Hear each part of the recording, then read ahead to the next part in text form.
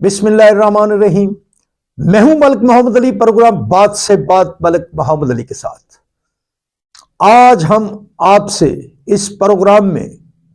دو بڑی breaking news share کریں گے، اور یہ بریکنگ نیوز پاکستان کی سیاست میں جو ہلچل مچی ہوئی ہے اس کے متعلق ہے۔ ان بریکنگ نیوز کے متعلق جو ہم آج بات کریں گے، تو پیارے دوستو اس ویڈیو کو آخر تک ضرور دیکھیے گا، تاکہ ہم نے آج جن دو اہم سیاسی ایشوز پر آپ کو آگاہ کرنا ہے، آپ کو بڑی خبر دینی ہے، اس کے جو حقائق ہیں آپ ان تک پہنچ سکیں، سوچ سکیں۔ اور پیارے دوستو، جن دوستوں نے ابھی تک ہمارے چینل کو سبسکرائب نہیں کیا، اور جو ہمیں نئے دیکھنے اور سننے والے دوست ہیں، ان سے گزارش ہے کہ ہمارے چینل کو سبسکرائب بھی کریں، لائک بھی کریں اور شیئر بھی کریں۔ تو ہم نے اس پروگرام میں جو دو بڑی بریکنگ نیوز دینے کے متعلق بات کی ہے، تو وہ بریکنگ نیوز یہ ہے: کیا مولانا فضل الرحمان صدر پاکستان بن جائیں گے؟ اور کیا 15 سال کے بعد سندھ کی حکومت پیپلز پارٹی سے جانے والی ہے؟ کیا پیپلز پارٹی کے بیانات میں جو اضطراب ہے، جو غصہ ہے، کیا وہ اس کے اثرات ہیں؟ تو ہم آپ کو تفصیل سے آگاہ کرتے ہیں کہ مولانا فضل الرحمان کیسے صدر پاکستان بنے گے۔ مولانا فضل الرحمان جو پی ڈی ایم کے صدر بھی ہیں، وہ میاں نواز شریف کے بھی قریبی ساتھی ہیں، وہ آصف علی زرداری کے ساتھ بھی ان کے بہت اچھے تعلقات ہیں، لیکن کچھ ایشوز ایسے ہیں کہ ان کی زرداری کے ساتھ کچھ ذہنی اہمانگی میں فرق آ چکا ہے۔ لیکن مولانا فضل الرحمان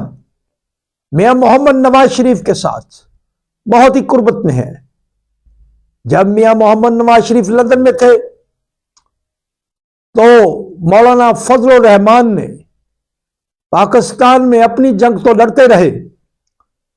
لیکن وہ مسلم لیگ نون کی بھی جنگ لڑتے رہے۔ اتنے سخت بیانات شاید عمران خان کے خلاف مسلم لیگ نون کے بھی کسی رہنما کے نہ ہوں جتنے مولانا فضل الرحمان کے آتے تھے۔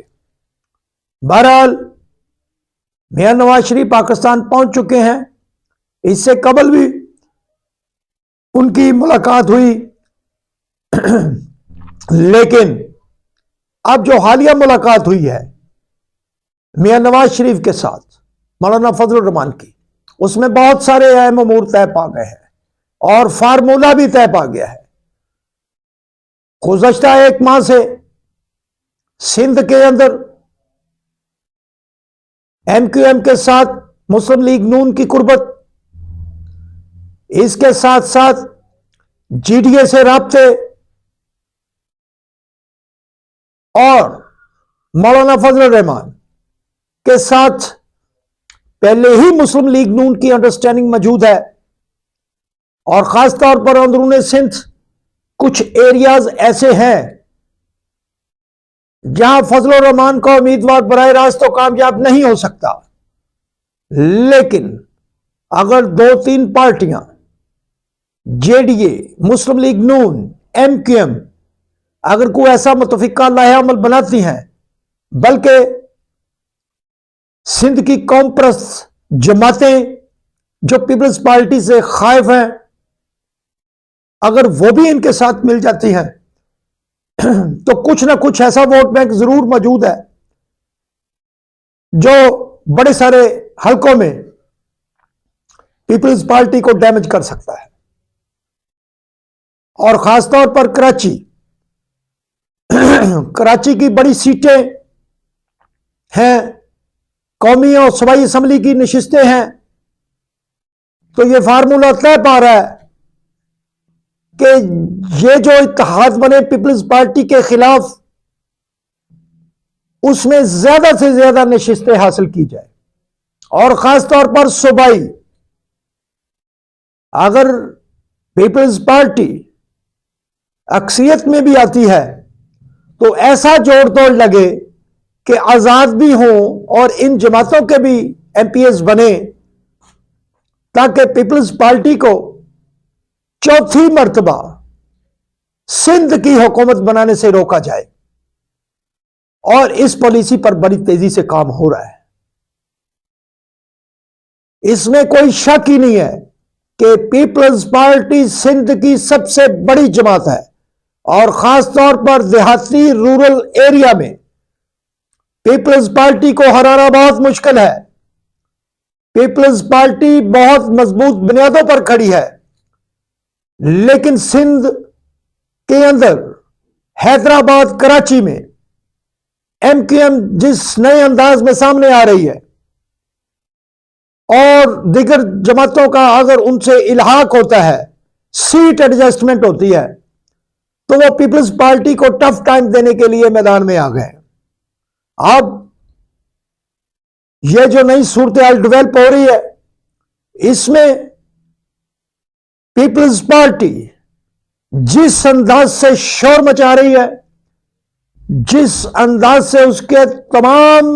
سیاسی رہنما کی توپوں کا رخ خاص طور پر مسلم لیگ نون کی طرف ہو چکا ہے، تو کیا کہیں ایسا تو نہیں کہ پیپلز پارٹی اندر سے کچھ کمزور ہو گئی ہو، جو پیپلز پارٹی فیل کر رہی ہو کہ اگر کوئی ایسے حالات بن گئے تو سندھ کا صوبہ ہی ان سے نہ چلا جائے، ان کی حکومت ہی نہ بن پائے، وزیر اعظم تو دور کی بات۔ بہرحال کچھ نہ کچھ ایسا ضرور ہے کہ جو پیپلز پارٹی اس طرح میدان میں آ کر پیپلز پارٹی کے رہنما نون لیگ کو لتاڑ رہے ہیں۔ اب اس فارمولے کے تحت اگر کوئی ایسی بات ہو جاتی ہے، سیٹ ایڈجسٹمنٹ کے پی کے میں ہوگی مسلم لیگ نون اور مولانا فضل الرحمان کے درمیان، تو اگر وہاں سے بھی اچھی خاصی نشستیں آ گئی تو ایسے محسوس ہو رہا ہے کہ اگر الیکشن میں مسلم لیگ نون اپنے مطلوبہ ٹارگٹ پورے کرتی ہے، سندھ میں بھی پورے کرتی ہے، بلوچستان میں بھی پورے کرتی ہے، کے پی کے میں بھی پورے کرتی ہے، تو پھر امکان ہے کہ مولانا فضل الرحمان آئندہ پاکستان کے صدر پاکستان ہوں، کیونکہ جب عمران خان کی حکومت تھی، صدارتی الیکشن میں مولانا فضل الرحمان اور مسلم لیگ نون ایک پلیٹ فارم پر تھے، اور پیپلز پارٹی کی طرف سے اعتزاز احسن صدارتی امیدوار تھے، تو اس الیکشن میں مولانا فضل الرحمان نے بھی 212 ووٹ لیے، اعتزاز احسن نے بھی 212 ووٹ لیے، اور یہ کل ملا کر 424 ووٹ بنتے تھے، لیکن ان سے کم ووٹ لینے والا عارف علوی صدر پاکستان بن گیا تھا۔ تو ایسے محسوس ہو رہا ہے کہ قرعہ صدارتی الیکشن میں مولانا فضل الرحمان کی طرف جا رہا ہے۔ اور دوسرا، ہم نے آپ کو تفصیل سے آگاہ کیا کہ اگر سندھ کی حکومت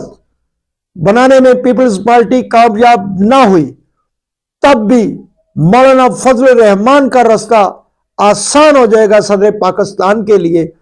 لیکن اگر پیپلز پارٹی اپنی مطلوبہ نشستیں حاصل کرنے میں کامیاب ہوتی ہے، سندھ کی حکومت بھی بناتی ہے، تو پھر ٹائی ہوگا، کہ صدر پاکستان آصف علی زرداری بنے گا یا مولانا فضل الرحمان، یہ آنے والے دنوں میں جیسے جیسے سیاست چلے گی واضح ہو جائے گا۔ سلام پاکستان، سلام اوورسیز، اللہ حافظ۔